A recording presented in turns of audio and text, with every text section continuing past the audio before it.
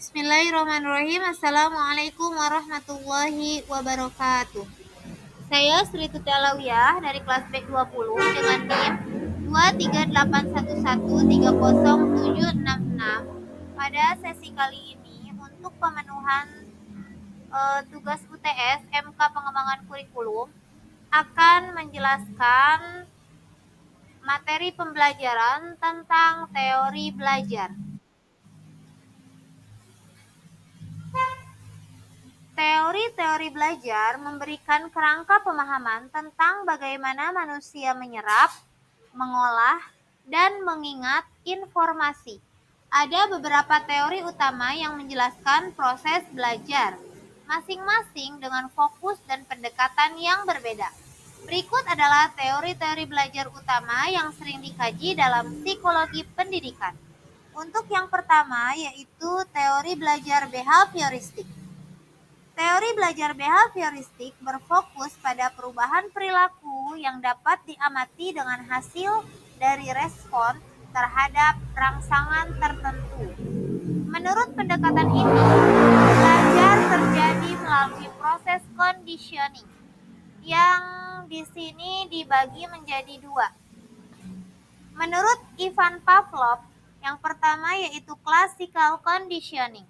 Teori ini mendeskripsikan bagaimana perilaku bisa dipelajari melalui asosiasi antara stimulus dan respons. Pavlov melalui eksperimen dengan anjing menemukan bahwa anjing mengeluarkan air liur sebagai respons setiap kali mendengar bel sebagai stimulus yang diasosiasikan dengan makanan.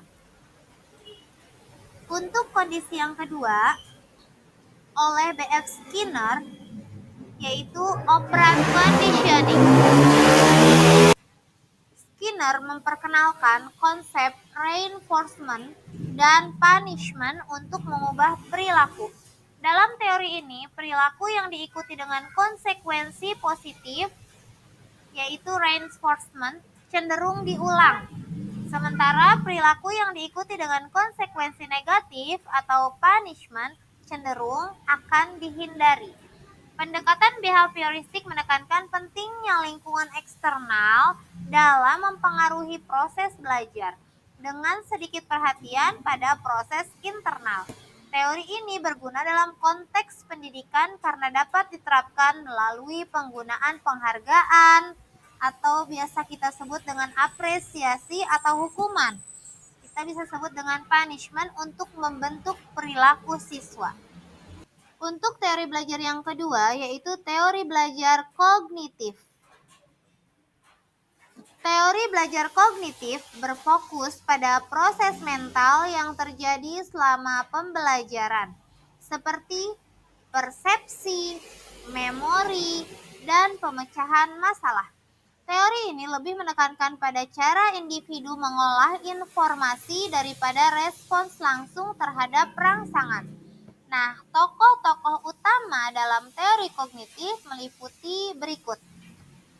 Yang pertama, Jean Piaget. Piaget mengembangkan teori perkembangan kognitif yang menyatakan bahwa anak-anak belajar melalui interaksi aktif dengan lingkungannya dan melalui proses yang disebut asimilasi dan akomodasi. Ia mengidentifikasi 4 tahap perkembangan kognitif. Yang pertama, sensori motor, yang kedua praoperasional, lalu operasional, dan maksudnya operasional konkret, dan yang terakhir operasional formal, yang masing-masing memiliki karakteristik unik. Untuk tokoh yang kedua yaitu Jerome Bruner. Bruner percaya bahwa belajar adalah proses aktif di mana siswa membangun pengetahuan baru berdasarkan pengetahuan yang sudah ada. Bruner memperkenalkan konsep discovery learning yang mendorong siswa untuk belajar melalui eksplorasi dan pemecahan masalah atau problem based learning. Yang ketiga, David Ausubel. Teori belajar bermakna Ausubel menekankan pentingnya kaitan antara informasi baru dan pengetahuan yang telah ada dalam memori siswa. Ia memperkenalkan advanced organizer atau alat bantu seperti peta konsep untuk membantu siswa menghubungkan informasi baru dengan konsep yang sudah mereka pahami. Baik teman-teman, sampai di sini mudah-mudahan saya harap mengerti ya teman-teman. Kita akan lanjut pada teori belajar yang ketiga, yaitu teori belajar konstruktivistik. Nah, teori konstruktivistik menyatakan bahwa belajar adalah proses konstruksi makna yang aktif, di mana membangun pemahaman mereka sendiri melalui interaksi sosial dan pengalaman pribadi. Dalam teori ini, pengetahuan bukanlah sesuatu yang diperoleh dari luar, melainkan dibangun dari individu. Tokoh utama konstruktivisme meliputi yang pertama di sini ada Lev Vygotsky. Vygotsky menekankan pentingnya interaksi sosial dan budaya dalam proses belajar.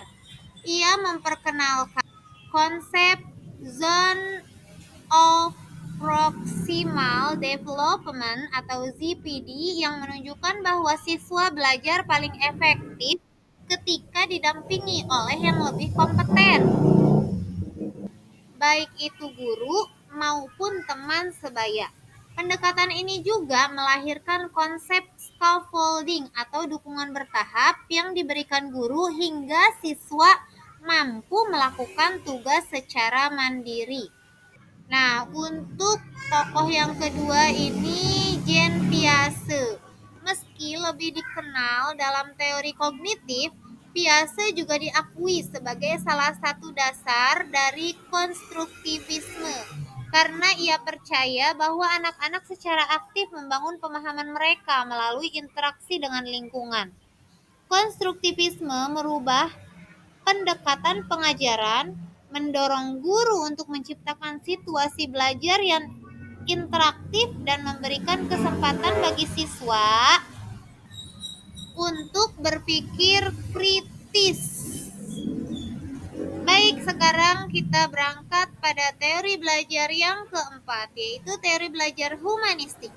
Teori belajar humanistik menekankan pada pengembangan pribadi dan aktualisasi diri dengan fokus pada aspek emosional dan nilai-nilai kemanusiaan dalam proses belajar. Teori ini melihat belajar sebagai jalan untuk membantu individu mengembangkan potensi mereka secara utuh. Nah, tokoh utama dalam teori ini antara lain pertama, Abraham Maslow. Maslow mengembangkan hierarki kebutuhan yang menunjukkan bahwa kebutuhan dasar itu yang termasuk fisiologis, rasa aman, ini harus terpenuhi sebelum individu bisa mencapai kebutuhan yang lebih tinggi, seperti harga diri, aktualisasi diri, dan lain-lain. Dalam konteks belajar, guru perlu menciptakan lingkungan yang aman, yang nyaman, yang suportif juga agar siswa dapat mencapai potensinya secara optimal. Nah, untuk tokoh yang kedua pada teori humanistik ini adalah Carl Rogers. Rogers menekankan pentingnya hubungan interpersonal yang positif dan percaya bahwa belajar efektif terjadi dalam lingkungan yang non-direktif, di mana siswa merasa diterima dalam lingkungan dan dihargai. Konsep student-centered learning yang menempatkan siswa sebagai pusat dari proses belajar merupakan salah satu kontribusi Rogers dalam pendidikan. Nah, pendidikan humanistik ini sering diterapkan dalam pendidikan karakter dan konseling, di mana perasaan dan kebutuhan siswa mendapatkan perhatian khusus. Baik, untuk teori belajar yang terakhir, yaitu teori belajar sosial atau biasa kita sebut observational learning. Teori belajar sosial yang diperkenalkan oleh Albert Bandura yang biasa kita sebut teori Bandura seperti itu, menyatakan bahwa individu dapat belajar melalui observasi atau meniru perilaku orang lain. Bandura menjelaskan bahwa selain belajar melalui pengalaman langsung, manusia juga belajar dengan mengamati model atau tokoh yang dianggap penting. Konsep-konsep kunci dalam teori ini meliputi yang pertama itu modeling, atau individu belajar dengan meniru perilaku yang diamati dari model yang bisa berupa guru, teman sebaya, atau tokoh yang mereka kagumi. Untuk yang kedua, konsep yang kedua itu self efficacy. Bandura juga memperkenalkan konsep self efficacy, yaitu keyakinan individu terhadap kemampuannya dalam mencapai tujuan atau melakukan tugas tertentu. Keyakinan ini penting dalam memotivasi siswa untuk belajar dan mencoba hal-hal baru. Nah, teori belajar sosial sebenarnya sangat relevan dalam konteks pendidikan karena memungkinkan siswa belajar dari lingkungan sosial dan dari berbagai media. Untuk yang terakhir yaitu kesimpulan atau conclusion, setiap teori belajar memiliki pandangan yang unik tentang proses belajar dan berkontribusi pada pemahaman kita tentang bagaimana individu mengembangkan pengetahuan, keterampilan, dan sikap. Pendidikan yang efektif seringkali merupakan hasil dari menggabungkan elemen dari berbagai teori ini untuk menciptakan pengalaman belajar yang holistik dan berpusat pada kebutuhan siswa. Mungkin cukup sekian penjelasan dari saya tentang teori belajar. Berapa macam, ada 5 macam teori belajar. Mudah-mudahan dapat dipahami oleh teman-teman melalui video pembelajaran ini yang insya Allah akan diperjelas nanti di kelas oleh guru masing-masing siswa insya Allah. Terima kasih perhatiannya. Assalamualaikum warahmatullahi wabarakatuh.